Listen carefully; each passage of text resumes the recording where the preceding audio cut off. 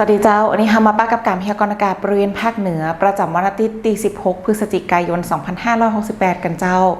ก่อนอื่นนะเจ้าเขาก็มาพอสภาพอากาศตีพันมาก่อนเจ้าแต่ว่านี่ภาคเหนือของเขาก็มีฝนตกเล็กน้อยในบางแห่งนะเจ้าโดยตีมีรายงานปริมาณฝนสูงสุดวัดได้ 4.8 มิลลิเมตรเตรียมอำเภอเจียงดาวจังหวัดเชียงใหม่เจ้าสำหรับบริเวณยอดดอยเจ้านี่นะเจ้าอากาศก็หนาวถึงหนาวจัดโดยตีมีรายงานอุณหภูมิต่ำสุดเจ้านี่วัดได้ 7 องศาเซลเซียสติยอดดอยอินทนนท์อำเภอจอมทองจังหวัดเชียงใหม่เจ้าและสำหรับสภาพอากาศในเจ้านี่นะเจ้าภาคเหนือในตอนเจ้าก็ยังคงมีอากาศเย็นและยังคงมีฝนฟ้าคะนองได้ในบางแห่งเนื่องจากบริเวณความกดอากาศสูงหรือมวลอากาศเย็นกำลังปานกลางจากประเทศจีนได้แผ่ลงมาปกคลุมประเทศไทยตอนบนก็ขอให้พ่อแม่พี่น้องดูแลรักษาสุขภาพเนื่องจากสภาพอากาศตีเปลี่ยนแปลงในช่วงนี้ไว้ตัวเจ้า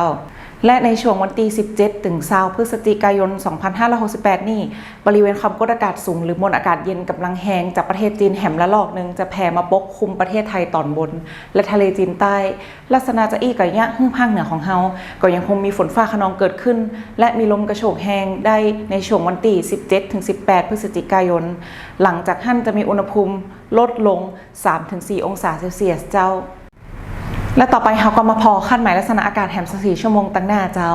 ภาคเหนือตอนบนก็มีอากาศเย็นในตอนเจ้าและมีฝนตกเล็กน้อยในบางแห่งคาดการณ์อุณหภูมิต่ำสุดอยู่ที่19 ถึง 22 องศาเซลเซียสอุณหภูมิสูงสุด 31 ถึง 33 องศาเซลเซียสสำหรับยอดดอยอากาศหนาวถึงหนาวจัดอุณหภูมิต่ำสุดอยู่ที่6 ถึง 14 องศาเซลเซียสลมเป็นลมตะวันออกเฉียงเหนือความเร็ว 10 ถึง 15 กิโลเมตรต่อชั่วโมงเจ้าและสำหรับภาคเหนือตอนล่างอากาศก็ยังคงเย็นในตอนเจ้าโดยตีมีฝนฟ้าคะนอง10%ของพื้นที่ส่วนมากจะเป็นบริเวณจังหวัดเพชรบูรณ์เจ้าคาดการณ์อุณหภูมิต่ำสุดอยู่ที่21 ถึง 24 องศาเซลเซียสอุณหภูมิสูงสุด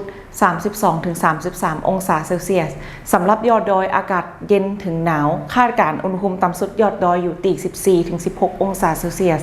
ลมเป็นลมตะวันออกเฉียงเหนือความเร็ว 10 ถึง 15 กิโลเมตรต่อชั่วโมงเจ้าและสุดท้ายนี้เจ้าภาคเหนือก็ยังคงมีอากาศเย็นในตอนเจ้าโดยเตียงคงมีฝนฟ้าคะนองได้ในบางแห่งก็ขอให้พ่อแม่พี่น้องเจ้าดูแลรักษาสุขภาพเนื่องจากสภาพอากาศที่เปลี่ยนแปลงในระยะนี้ไว้ตัวนะเจ้าและถ้าหากมีข้อสงสัยเกี่ยวกับสภาพอากาศสามารถสอบถามได้กับทางศูนย์อุตุนิยมวิทยาภาคเหนือได้ตีเบอร์โทรศัพท์0532777919หรือสามารถติดตามข่าวสารผ่านทางเว็บไซต์ Facebook และ TikTok ของศูนย์อุตุนิยมวิทยาติดขึ้นได้ตามหน้าจอนี้เลยเจ้าและสำหรับวันนี้ก็ขอลาไปก่อนนะเจ้าสวัสดีเจ้าอุตุนิยมวิทยายุคใหม่แจ้งข่าวฉับไวใส่ใจปวงชน